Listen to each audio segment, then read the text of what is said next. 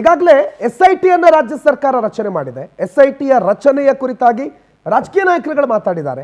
ಯಾರ್ಯಾರು ಏನೇನು ಹೇಳಿದ್ದಾರೆ ಕೇಳಿಸ್ಕೊಳ್ಳಿ.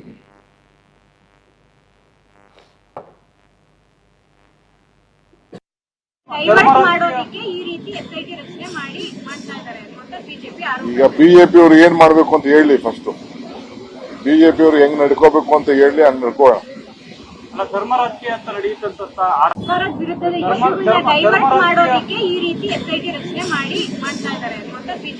ಈಗ ಬಿಜೆಪಿ ಅವರು ಏನ್ ಮಾಡಬೇಕು ಅಂತ ಹೇಳಿ, ಫಸ್ಟ್ ಬಿಜೆಪಿ ಅವರು ಹೆಂಗ್ ನಡ್ಕೋಬೇಕು ಅಂತ ಹೇಳಿ ಹಂಗ್ ನಡ್ಕೋಣ. ಧರ್ಮ ರಾಜಕೀಯ ಅಂತ ನಡೆಯುತ್ತಂತ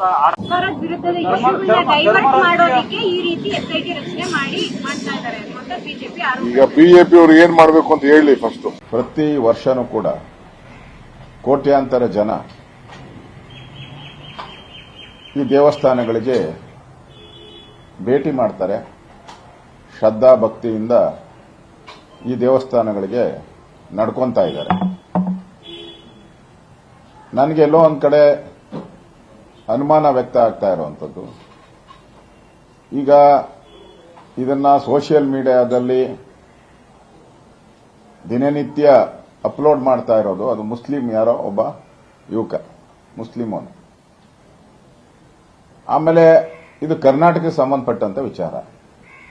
ಕೇರಳದ ಕಮ್ಯುನಿಸ್ಟ್ ಸರ್ಕಾರ, ಕೇರಳದ ಕಮ್ಯುನಿಸ್ಟ್ ಸರ್ಕಾರ ಇದನ್ನು ಕೂಡ ಇದರಲ್ಲಿ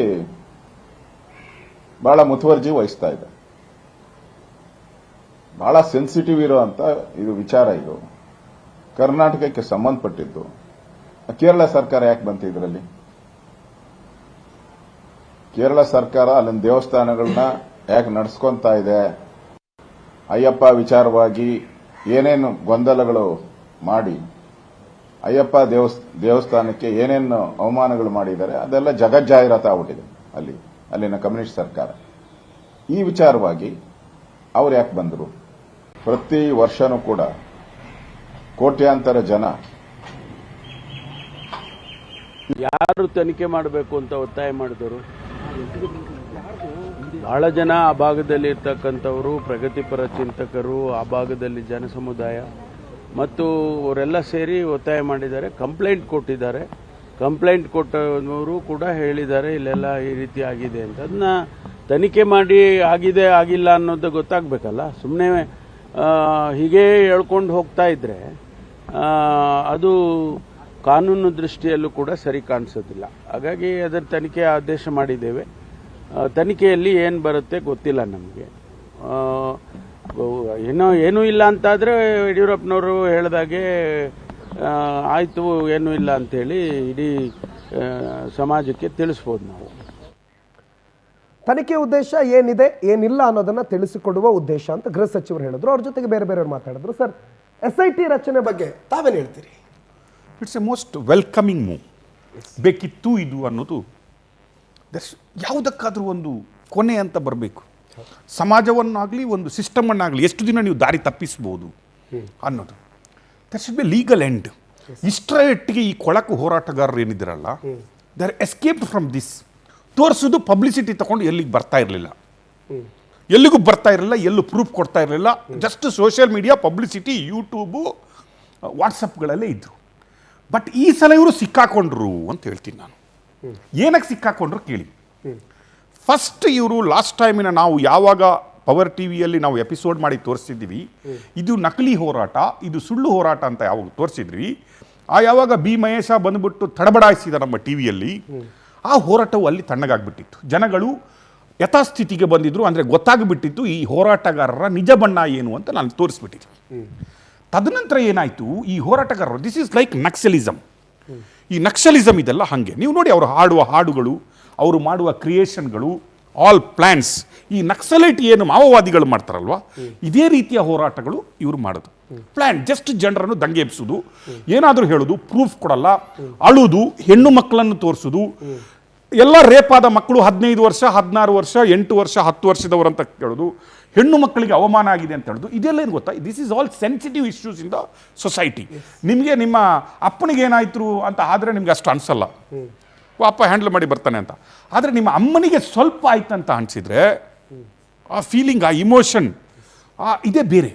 what they are trying to create here, ಇಲ್ಲಿ ಒಂದು ಹೆಣ್ಣು ಮಗುವಿನ ದಾರುಣ ಹತ್ಯೆಯನ್ನು ಉಪಯೋಗಿಸಿಕೊಂಡು ಅದನ್ನು ಮಲ್ಟಿಪಲ್ ಹತ್ಯೆಗಳಾಗಿದ್ದಾವೆ, ಅದು ಮಲ್ಟಿಪಲ್ ಇಂಜಸ್ಟಿಸ್ ಟು ವುಮೆನ್ಸ್ ಅಂತ ಹೇಳಿಬಿಟ್ಟು ಆ ಒಂದು ಸೆಂಟಿಮೆಂಟನ್ನು ಕ್ರಿಯೇಟ್ ಮಾಡಲಿಕ್ಕೆ ನೋಡ್ತಾರೆ. ಏನೂ ಆಗದಾಗ ಈ ಸಮೀರ್ ದೂತ ಅನ್ನುವ ಅನ್ಯ ಏನು ಒಂದು ಕೋಮಿನ ಹುಡುಗನನ್ನು ಕರ್ಕೊಂಡ್ಬಂದು, ಯಾಕಂದರೆ ನಿಮಗೆ ಇದು ಉರಿ ಹತ್ತಬೇಕಾದ್ರೆ ನಮ್ಮವರು ಹೇಳಿದರೆ ಆಗಲ್ಲ, ಇದು ಅಟ್ಲೀಸ್ಟ್ ಹಿಂದೂ ಮುಸ್ಲಿಂ ಗಲಾಟೆ ಆಗಲಿ ಅದಾದರೂ ಆಗಲಿ, ಈ ರೀತಿಯಲ್ಲಾದರೂ ಇದನ್ನು ಒಂದು ಐಡೆಂಟಿಫೈ ಆಗಲಿ ಅನ್ನುವ ರೀತಿಯಲ್ಲಿ ಒಂದು ವಿಡಿಯೋ ಮಾಡಿ ಬಿಡ್ತಾರೆ. ಆರ್ಟಿಫಿಷಿಯಲ್ ಇಂಟೆಲಿಜೆನ್ಸ್ ಸೇರಿಕೊಂಡು ಬಿಡ್ತಾರೆ. ಅದು ಫೇಕ್ ವ್ಯೂವರ್ಸ, ಅದು ಏನು ವ್ಯೂವರ್ಸ, ದಟ್ ಈಸ್ ಡಿಫರೆಂಟ್. ಅಷ್ಟು ವ್ಯೂ ಹಾಕ್ಲಿಕ್ಕೆ ಚಾನ್ಸೇ ಇಲ್ಲ. It may be a paid view in the YouTube. Even as per me I claim that it is not a real view. Correct. ಒಂದು ಕರ್ನಾಟಕದಲ್ಲಿ ಕನ್ನಡ ಒಂದು ಅನ್ನು ಓಡಿಸಿದ್ರೆ ಎಷ್ಟು ಓಡ್ಬೋದು, ಕರ್ನಾಟಕದಲ್ಲಿ ಎಷ್ಟು ಕನ್ನಡ ವ್ಯೂವರ್ಸ್ ಇದ್ದಾರೆ ಅಂತ ನಮಗೆ ಗೊತ್ತಿದೆ. ಆದರೂ ಕೂಡ ಲೆಟ್ ಅಸ್ ಥಿಂಕ್, ಆ ಒಂದು ಹೈಪನ್ನು ಕ್ರಿಯೇಟ್ ಮಾಡ್ತಾರೆ. ಆ ಏನು ದೂತ ಅನ್ನೋ ಇದರಲ್ಲಿ ಇದೆಲ್ಲ ಹೈಪ್ ಕ್ರಿಯೇಟ್ ಆಗುತ್ತೆ. ಎಗೇನ್ ಈ ಸೌಜನ್ಯ ಹೋರಾಟ ಮುನ್ನೆಲೆಗೆ ಬರುತ್ತೆ. They wanted to do that. ಇವ್ರು ಇಷ್ಟರವರೆಗೆ ಏನು ಮಾಡ್ತಾ ಇದ್ರು, ಅಯ್ಯೋ ನಮ್ಮ ಹತ್ರ ಸಾಕ್ಷಿ ಇದೆ, ಜೀವಂತ ಸಾಕ್ಷಿ ಇದೆ, ಜೀವಂತ. ನೀವು ಒಂದು ಮಹೇಶ್ ತಿಮ್ರೋಡಿಯ ಬಗ್ಗೆ ಕೇಳಿದ್ರೆ ನೋಡ್ತೀರಿ, ನನಗೆ ರಿಸಾರ್ಟ್ ಗೊತ್ತು, ರೇಪ್ ಮಾಡಿದವ್ರು ಗೊತ್ತು, ಮಣ್ಣು ಹಾಕಿದವರು ಗೊತ್ತು, ಕರ್ಕೊಂಡು ಬಂದವರು ಗೊತ್ತು, ಮಣ್ಣು ಹಾಕ್ಲಿಕ್ಕೆ ಫೋನ್ ಮಾಡಿದವರು ಗೊತ್ತು, ಯೋಗೀಶ ಎಲ್ಲಿ ಹೋಗಿದ್ದಾನಂತ ಗೊತ್ತು, ಗಾಡಿ ನಂಬರ್ ಗೊತ್ತು, ವಿಡಿಯೋ ರೆಕಾರ್ಡ್ ಗೊತ್ತು, ಎಲ್ಲ ಗೊತ್ತು. ಎಲ್ಲಿದೆ ಅಂತ ಹೇಳಿದ್ರೆ ಟೈಮ್ ಬಂದಾಗ ಕೊಡ್ತೀವಿ ಅಂತ. ಟೈಮ್ ಇನ್ನು ಯಾವಾಗ ಅವನನ್ನು ಹೂತಾಕಿದ ಮೇಲೆ. ಯಾಕಂದ್ರೆ case ಹೂತಾಕಿದೆ.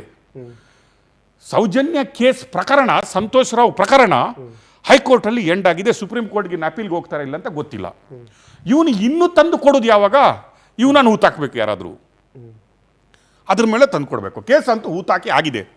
It is justice or injustice, it is done as per ನ್ಯಾಯದ ಕಟ್ಟಕಟ್ಟಲಿಗೆ ನೀವು ನೋಡಿದರೆ ಆ ಕೇಸು ಮುಗಿದೋಗೋ case, if unless it reaches to supreme court as appeal.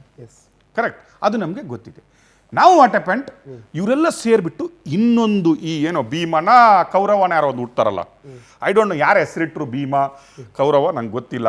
ಅವರು ಭೀಮ ಅಂತ ಹೆಸರಿಟ್ಟಿದ್ದಾರೆ, ನಾನು ಕೌರವ ಅಂತ ಹೆಸರಿಡ್ತೀನಪ್ಪ. ಹೆಸರಿಡ್ಲಿಕ್ಕೆ ನಮಗೇನು, ಅವ್ರು ನಾಮಕರಣ ಮಾಡಿದ್ದಾನೆ, ನಾವೇನು ಹೇಳ್ಬೇಕಂತ ಏನಾದರೂ ಇದು ಮಾಡಿದ್ವಾ? ಈ ಕೌರವ ಹುಟ್ಕೋತಾನೆ. ಈ ಕೌರವ ಹುಟ್ತಾನೆ. ಯಾರ್ದೋ ಒಂದು ಅಡ್ವೊಕೇಟ್ಗಳು ಅಡ್ವೊಕೇಟ್ನ ಕೆಲಸ ಮಾಡಬೇಕು. ಅಡ್ವೊಕೇಟ್ಗಳು ಇರುವುದು ಲೀಗಲ್ ಫಾರ್ಮ್ಯಾಟಿ ಮಾಡಲಿಕ್ಕೆ ವಿನಃ ಅವರು ಬರೆದು ಪೇಪರನ್ನು ಲೀಕ್ ಮಾಡಲಿಕ್ಕೆ ಇರುವುದಲ್ಲ. ಈಗ ಒಬ್ಬ ಅಡ್ವೊಕೇಟ್ ಹತ್ರ ಕ್ಲೈಂಟ್ ಹೋಗ್ತಾನೆ, ನೀವು ಕೂತ್ಕೊಂಡು ಮಾತಾಡ್ತೀರಿ, ನಮ್ಗೆ ಇಂಥ ಪ್ರಾಬ್ಲಮ್ ಇದೆ, ಬಾ ಕರ್ಕೊಂಡೋಗಿ ಇದನ್ನು ಮಾಡುವ ಅಂತ. ಅಡ್ವೊಕೇಟ್ಗಳು ಸ್ಟೋರಿಗಳನ್ನು ಮಾಡಿಬಿಟ್ಟು 15 ಪೇಜ್ ಮಾಡಿಬಿಟ್ಟು ರಿಲೀಸ್ ಮಾಡಲ್ಲ ಪೇಪರಲ್ಲಿ. ಇವತ್ತೊಂದು ಕ್ಲೈಂಟ್ ಬಂದಾನೆ, ಅವನು ರೇಪ್ ಮಾಡಿ ಬಂದವನಂತೆ, ರೇಪ್ ಮಾಡಿದ್ದನ್ನು ನೋಡಿದಾನಂತೆ. ಯಾರಾದರೂ ಮಾಡ್ತಾರಾ? ಯಾರಾದರೂ ಅಡ್ವೊಕೇಟ್ ಮಾಡಿದ್ದು ನೋಡಿದ್ದೀರಾ ನೀವು? ಅವನು ಎಷ್ಟು ದೊಡ್ಡ ಅಡ್ವೊಕೇಟ್ ಇರಲಿ, ಚಿಕ್ಕ ಬಾರ್ ಕೌನ್ಸಿಲ್ ಅಡ್ವೊಕೇಟ್ ಇರಲಿ, ಅವ್ನು ಮಾಡ್ತಾನ? 15 ಪೇಜು ಒಂದು ಲೆಟರ್ ರೆಡಿ ಮಾಡಿಬಿಟ್ಟು ಆ ಲೆಟರನ್ನು ಪಬ್ಲಿಕ್ಗೆ ಬಿಡ್ತಾರೆ. ಯಾವುದೇ ಒಬ್ಬ ಕೌರವ ಹುಟ್ಕೊಂಡವನೇ, ಅವನು ಬಂದವನೇ, ಅವನಿಗೆ ಈಗ ಜ್ಞಾನೋದಯ ಆಗಿದೆ ಅಂದರೆ ಅವನು ಬೋಧಿ ವೃಕ್ಷದ ಕೆಳಗೆ ಎಲ್ಲೋ ಕೂತಿರಬೇಕು, ಮಹೇಶ್ ಶೆಟ್ಟಿ ಮನೆಯಲ್ಲೋ ಅಥವಾ ಮಟ್ಟಣ್ಣವರ ಮನೆಯಲ್ಲಿ ಏನಾದರೂ ಒಂದು ಮರ ಇರಬೇಕು, ಅಥವಾ ಇವರ ಲುಂಗಿ ಒಳಗಡೆ ಎಲ್ಲ ಕೂತ್ಕೊಂಡಿರಬೇಕು.